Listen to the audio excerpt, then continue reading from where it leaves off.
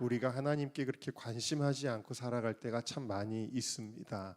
예를 들어서 내가 어떤 드라마 보고 싶다, 혹은 유튜브 뭐 듣고 싶다, 이런 마음은 생겨도 나 주님의 음성 듣고 싶다, 솔직히 이런 마음을 가지고 살아가지 못할 때가 많이 있잖아요. 스가랴 7장에 보면은 하나님에 대하여, 하나님의 음성에 대하여 귀 기울이지 않는 인생의 모습을, 이스라엘의 모습을 보여주고 있습니다. 그들은 듣기를 싫어한다, 귀를 막았다. 또 하나님이 불러도 마치 못 들은 척하고 듣지 아니한다. 이렇게 써 있습니다. 실상 우리는 이 스가랴 시대의 이스라엘 백성과 같이 하나님은 사실 매일 말씀하시죠, 우리에게 끊임없이. 그런데 우리의 귀가 하나님께 귀 기울이지 않아서 안 들리는 것이 대부분이라고 할 수가 있는데, 오늘 말씀의 사무엘에게서는 하나님께 귀를 기울이는 자세를 우리가 발견할 수가 있습니다. 하나님께서 잠자고 있는 사무엘을 3번 부르셨잖아요. 근데 첫 번째 불렀을 때 사무엘이 어떻게 했나 보시면 5절이지요. 엘리에게로 달려갔다 그랬습니다. 영어 성경에는 렌이라고 되어져 있고, 히브리어로는 달려가다라는, 빨리 뛰어간다라는 뜻의 야라츠라는 말이 쓰여져 있습니다. 그런데 두 번째, 세 번째에서는 하나님이 사무엘을 부르실 때 사무엘이 일어나 엘리에게로 그냥 갔다 그렇게 되어 있어요. 가서, 영어 성경으로는 went라고 되어져 있고, 히브리어로는 야라츠가 아니라 천천히 걷다라는 뜻의 야라크라는 단어가 쓰여졌습니다. 자, 왜 그랬을까요? 사무엘은 순종의 사람이니까 부르면 뛰어가는 사람인 것은 맞습니다. 그런데 두 번째, 세 번째부터는 뭐지? 하나님께로부터 오는 음성이었기 때문에, 이게 엘리가 부른 거 아니었기 때문에 이제 사무엘이 이게 어디서 오는 소리지 하고 뭔가 지금 심사숙고하게 되고 있는 모습을 볼 수가 있는 것이죠. 이 장면은 마치 모세가 광야에서 양을 치다가 떨기나무에 불꽃이 막 타는 것을 보고 도대체 저게 뭐지 하고, 뭐 양치느라고 바빴던 모세인데도 불구하고 어떻게 합니까? 그 떨기나무 불꽃에 관심하고 있는 것을 우리가 볼 수 있죠. 출애굽기 3장 3절을 보시면 내가 돌이켜 가서 이 큰 광경을 보리라 그랬어요. 관심했다라는 거예요. 뭔가 이것은 신적인 현상이라는 것을 감지했기 때문이지요. 그렇게 하나님께 대하여 관심하게 될 때 모세에게 하나님의 음성이 들립니다. 모세야, 모세야 하고 들려요. 만약에 모세가 관심하지 않았다면 이 소리가 들렸을까요? 안 들렸을까요? 안 들렸을 거예요. 자, 그래서 우리가 알 수 있는 것은, 우리가 하나님께 대하여 관심할 때 하나님이 우리에게 말씀하시는 소리를 듣게 된다라는 것을 여러분들이 깨달으시기를 바랍니다. 여러분, 얼마나 하나님의 음성에 귀를 기울이고 계신가요? 하나님이 지금 나에게 뭐라고 말씀하실까?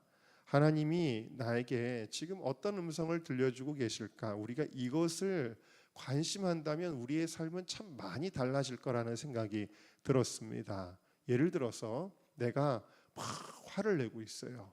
화를 내고 있는 순간에 만약에 탁 멈춰서고 하나님이 나에게 지금 뭐라고 말씀하실까를 한번 생각해 보세요. 그러면 화내지 마라. 너 지금 흥분했다. 너 그거 옳다고 생각하겠지만 너 옳은 거 아니야.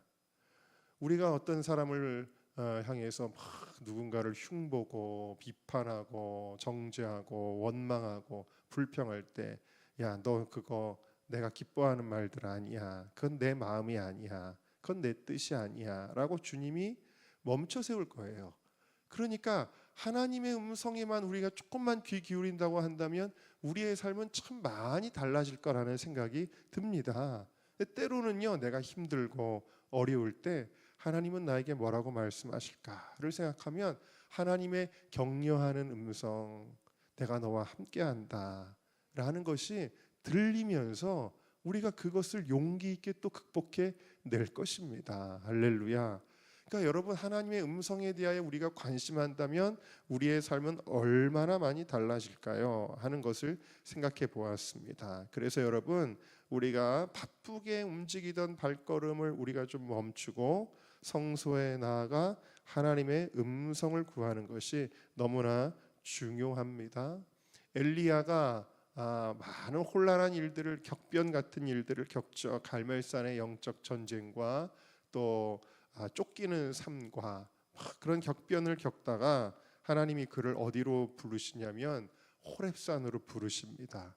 그 어떤 세상의 것으로도 방해받지 않는 하나님의 성산에 오늘 여러분들처럼 엘리야가 오르게 된 것입니다. 그런데 먼저는 강한 자연 현상들이 일어나요. 막 바위가 깨지고 부서지고 바람이 불고 지진이 일어나고 막 불이 막 나타나고 막, 그런데 그 가운데서 하나님이 계시지 아니하였다, 그렇게 표현을 해요. 분명히 이 자연 현상은 하나님이 일으키신 게 분명한데도 성경은 그렇게 표현하고 있습니다. 그런데 그 현상 후에, 그 막 격변 같은 이런 현상 후에 뭐라고 기록하고 있냐면 뭐라 그랬냐면 12절이군요. 12절에 그 불 후에 세미한 소리가 있는지라 그랬어요. 네, 그러니까 우리가 세상적인 것에 막 분주할 때는 하나님의 음성이 들리지 않는데, 우리가 주님 앞에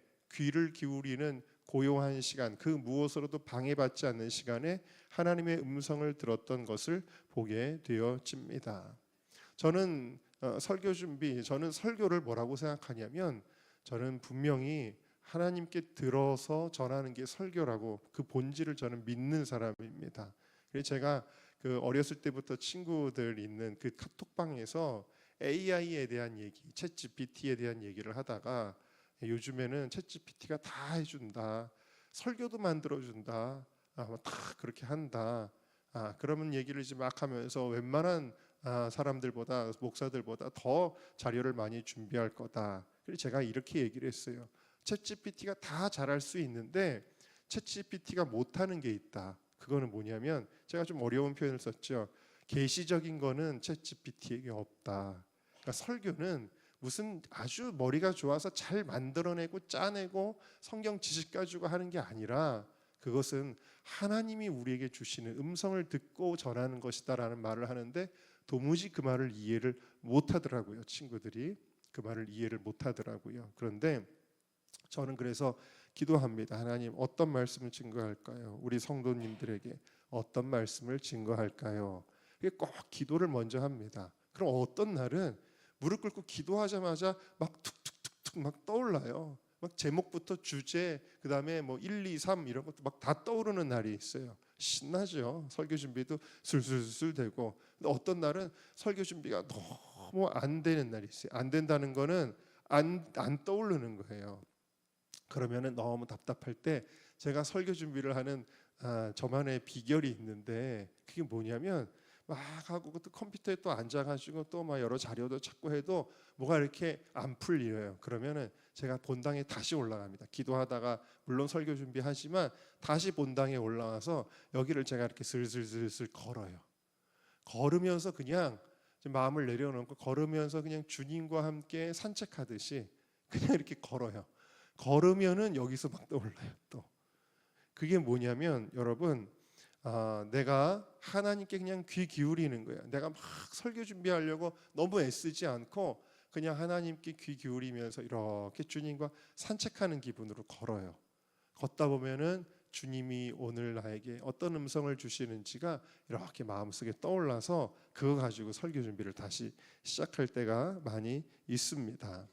여러분, 우리가 이제 기도할 때도 마찬가지예요. 기도할 때 저는 가장 바람직한 기도는, 처음에 우리가 같이 통성 기도를 시작하면 통성 기도를 해야 된다고 생각해요. 그래야 기도의 문이 열리거든요. 통성 기도를 하고, 또 때로는 방언이나 한국말이나 적절하게 하나님이 주시는 감동 따라 섞어서 기도하는 것이 좋습니다. 그런데 묵상 기도는 그 기도의 정말 그 기도의 문이 열리고 하나님 앞에 간절히 부르짖는 기도 후에 묵상 기도를 마무리로 하는 거예요. 마무리로 하면 그때 이제 하나님의 음성이 우리 마음속에 떠오르게 되어져요. 근데 처음부터 어떤 사람은 시작 땡 하면은 묵상으로 먼저 들어가는데 그렇게 좋은 방법은 아니고, 또 한 가지 자기 할 말만 다 하고 툭 가면은 안 된다. 하나님도 말씀하셔야지. 여러분 사람 중에 친구 중에 혹시 자기 할 말만 다 하고는 전화 뚝 끊는 친구가 가끔 있죠. 그러면 어때요, 여러분? 황당할 때가 있죠. 자기 할 말만 해요. 항상 어디 모여도 자기 말만 하고 남 말은 안 들어주는 사람이 있는데, 여러분 하나님의 음성에 귀 기울이시기를 주님의 이름으로 축원합니다.